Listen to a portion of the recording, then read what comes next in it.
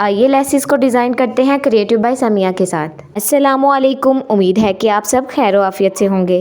सबसे पहले आप UHU को डोरी की किनारी पर लगा लें, इससे डोरी पिरोने में आसानी होगी।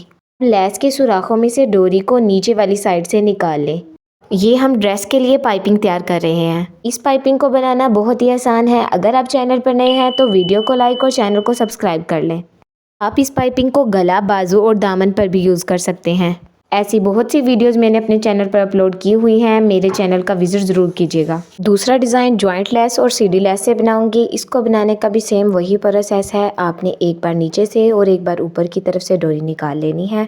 मेरी नेक्स्ट वीडियो जॉइंट लेस को डिज़ाइन करने के बारे में होगी। अगर आप वीडियो देखना चाहते हैं तो कमेंट में यस टाइप करें।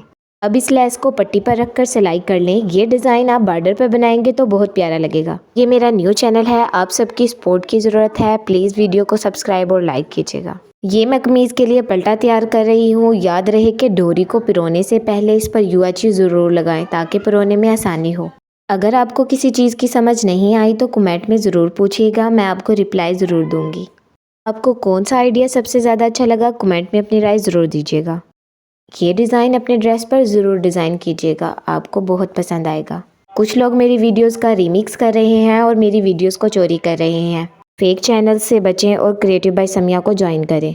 जल्दी से वीडियो को सेव कर लें। उम्मीद है कि आपको ये वीडियो पसंद आई होगी। ऐसे ही यूनिक आइडियाज़ के लिए लाइक एंड सब्सक्राइब।